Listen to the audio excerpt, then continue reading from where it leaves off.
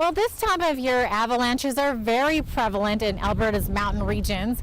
So this week we went out and talked to a couple of safety experts on how to prepare if you ever go into the backcountry.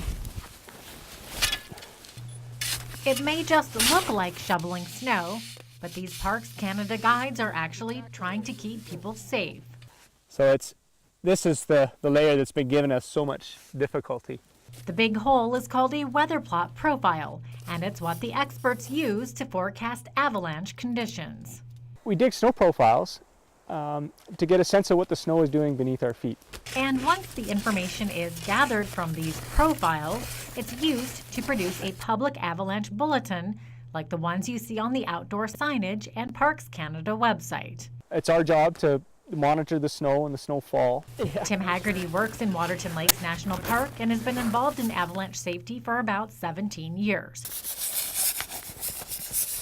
Here, Haggerty shows us how he reads the snow to predict an avalanche. We track the layers as we go. So we know, for example, that this layer was just buried here.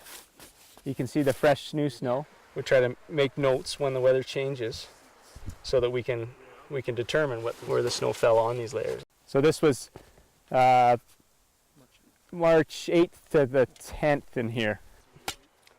Using a series of light to moderate taps on the shovel will tell Haggerty what he needs to know about the snow.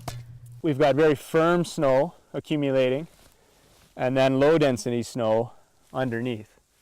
And that's the recipe for disaster. And speaking of disaster, the visitor safety technician says he's had to respond to a number of avalanche incidents that have resulted in death.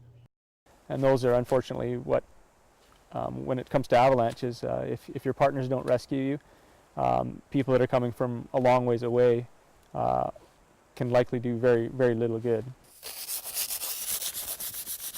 Having a good plan, having the skills and the equipment. You need all three components to have a safe day. Kyle Rast is a ski patrol manager at Castle Mountain Ski Resort and agrees that before heading off into the backcountry, always be prepared. You need a transceiver, probe, and shovel, and you need all three in order to be effective, and the training to go with it, training and practice. So we use the probe to sense down through the snowpack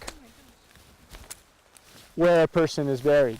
And never do it alone. Using the buddy system could be the difference between life and death. It's companion rescue that makes the difference in the event of an avalanche, because once you're buried, you only have a very few minutes to get up to the surface again. For a list of the avalanche safety training courses, check out the Canadian Avalanche website. For Go Southern Alberta, I'm Jeanette Rocher.